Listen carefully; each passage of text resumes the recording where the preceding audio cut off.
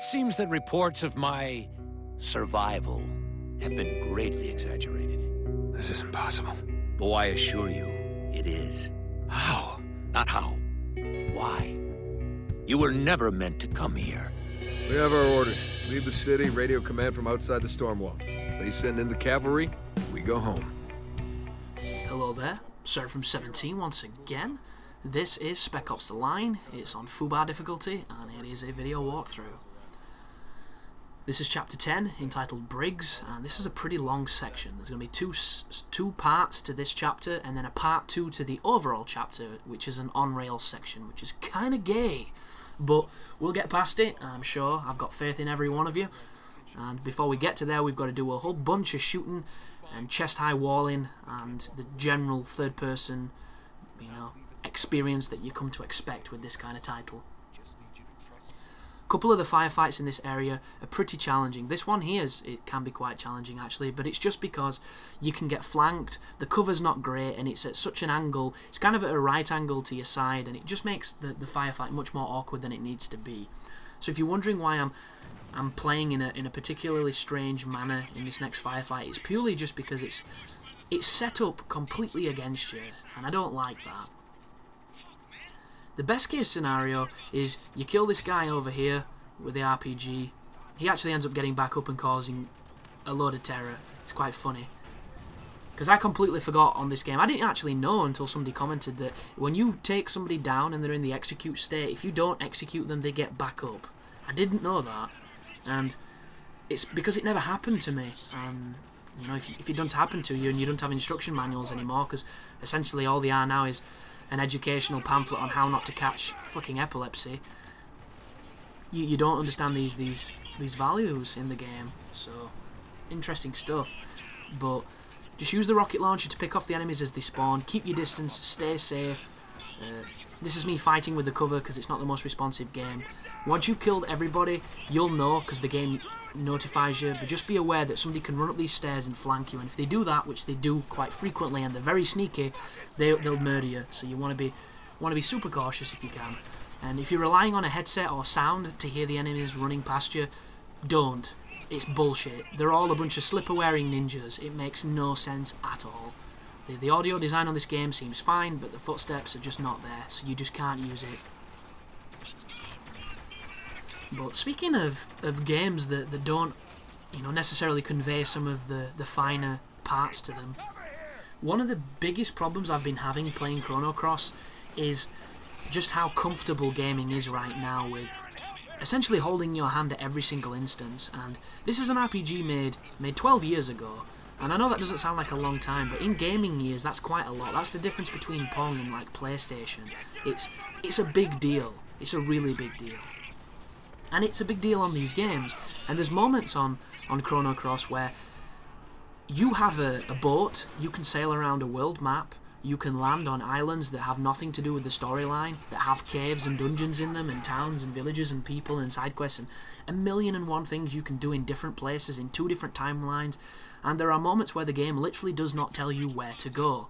And in this culture we have right now of it always holding your hand, always pushing you down this linear path, I got lost quite a lot and ended up finding things I probably wouldn't have found purely because of the way the games were designed. And occasionally it frustrated me because I wanted an objective, but that frustration generally always went away when I did something cool or I enjoyed something. And I think a lot of games now are losing that because we're moving towards this westernized ideal of how a game should play and how a campaign should run. And I think the RPGs have suffered the most because there are 2 very different styles of RPG making. There are the Japanese RPG making, or traditional RPG making, and then there are the Western ones. And because Western RPGs are so popular now, everybody wants to be them. And I don't get that. And it's not because they're bad, it's just Western RPGs have never really been my thing at all, because they all generally focus around European medieval fantasy. And that is a fantasy style that I absolutely have no interest in at all. And I know this is a personal thing. I am not the audience these people making games for, and I'm not the person buying them, hence why they're selling millions. But one of the things that's always put me off the Western style is literally the mythology that we use that influences them. We generally never go into space. One of the first times we did was, Mass Effect, and it was fantastic. It was one of my favourites. The original is almost like the beginning of the Star Trek universe, and subsequently, game after game, they simplified it, they made it easier, they took less out, they took more out. They reduced it to the parts that worked, instead of fixing the parts that didn't and then embellishing on them. And depending on how you feel about that will probably depend on your opinion on the first Mass Effect, because mechanically Mass Effect 1 is terrible, but for the content and how rich it is in features, it's fantastic. But it's features that they completely got rid of in the sequels. So much so that it went from being this space opera to literally being a third-person shooter, cover-based shooter that was in space. And be that as that may, it was still a great game. It just wasn't the Mass Effect that I wanted. And I think if you ask some of the big fans of Mass Effect who enjoy the first game a lot, they'll say the same. Because there was something special about Mass Effect 1, and it wasn't the combat, it was the world, it was the characters, and it was your interaction with it. And as the combat got better, the things that were previously special to me kind of faded into the background, to the combat, and I think it was an interesting direction for BioWare to go. But it's the same concept of JRPGs now, incorporating this Western ideal, where they take out airships and they take out shops and they take out towns and they take out combat systems, because now all you have to do is watch your team fight for them fucking selves, and I don't understand it at all. Don't get me wrong, it makes it so that any monkey with a finger can play the game, and that obviously gets them higher sales numbers or a wider audience, but there used to be a time where if you couldn't beat a game, you just didn't play it. You played something different, and the people who did beat it, you respected. And we've lost that because of this craving for everybody to experience games, everybody to get to the end of this game that they've made, because they've spent 3 years making it and they want their piece of art to be adored. And I don't disagree with it, because I understand it, but at the same time, we don't have that culture now. We don't have that culture of, I never beat that game, or I never did that. We have that literally now of, I did everything on that and it was easy, I did this, I did that. And when a game does come along that has, the qualities of those older games, they get absolutely massive in the press, renowned in the press for being difficult, or for being challenging, or for being this, or for being that. And it's all because of the state that we're in right now, where we're not prepared to have to play games. We want them to be played for themselves. And it's not all of us, I'm not speaking for everyone, I'm just giving it a generalisation from my perspective. And it's the same with the harder difficulties, it's the same with the guides. Like, the guides that I'm making now are probably not even needed, because a lot of these games are very simple. 5 or 10 years ago, if I was making walkthroughs, it'd be a completely different story, because those games were fucking stupid. They were really hard. And you go back and you play them and you think, I was just a bad gamer or something, and sometimes you were. But a lot of the times it's because they were pretty damn hard. And this game is a prime example of that, because a lot of people before I even played this were like, FUBAR's really hard, it's a really tough difficulty, it's taking the piss in its difficulty. And I didn't get the game for a while, so I kind of forgot about it, but I didn't forget what the people said. And they made such a fuss about it, I went into this game expecting for it to beat me up, and it didn't. And that doesn't speak about me as a gamer or my skill level over others, it just means that a lot of people aren't used to a challenge. And when one does turn up, people quit. They really do, and it translates into multiplayer now, where if something's not going their way, they'll just leave. And I don't know, it's one of those things where, how do you fix that without alienating the audience like they previously did? Because personally, I sure as shit don't think that making Dark Souls 2 more accessible for new players is how you fix this conundrum. To me, that is selling out in the highest esteem. That is literally changing one of the core principles of your game to allow more people to experience it, which is a business perspective, and unfortunately video games is a business. It is funded by people that have no interest in playing games. It is funded by people that have zero interest in anything game related, but they really like money, and they have an appreciation for when it's wasted, they have an appreciation for when it's being used well, and when it's being earned, and all they want to see is that budget line increase. And it's one of those things, it's one of those, glorious hypocrisies that we live with today, where art is governed by funding, and funding is usually governed by greed, and their own personal greed has absolutely nothing to do with the art or the creativity or the spirit of the project. They just want to see the benefits that it reaps them financially. And it is a paradox, essentially, because without money, without funding, one can't truly ever fully reach the potential of a piece of art, but with money and funding, one will forever be limited to certain degrees of how expressive in the direction of what that piece of art is. And I don't have an answer for it. I don't have an answer for this situation that we're in right now, but I don't think it's making games easier. And it's the same with children's games, like Disney films.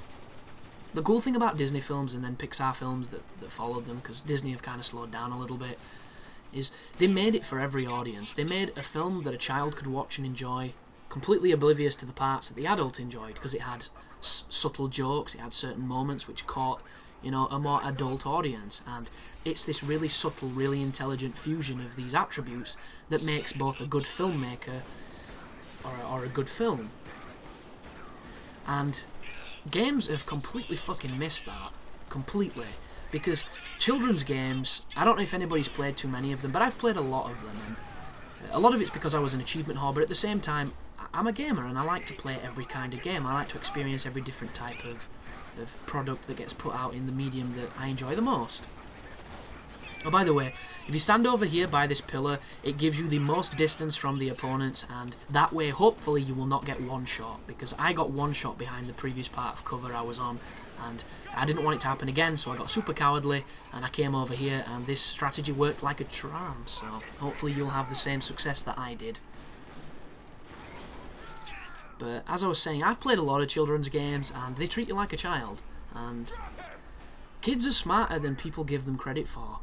And I think it's one of the reasons why a lot of people play up at school, because they're being condescended. And don't get me wrong, that's not every child, because there's a lot of thick people in the world. There's a lot of, unexceptional folk in the world. There's also a lot of really smart people. There's a vast wealth of people's abilities, and a lot of them are being undermined by things that don't stimulate them. And if something doesn't stimulate them, you don't enjoy it. And if you don't enjoy it, you don't want to do it. And that is the main problem in schools, I think, in modern schools, is the fact that they don't have a system that makes every single person in the class feel like they're a part of the class, and it leads to different segregations. And it's the same with gaming and games.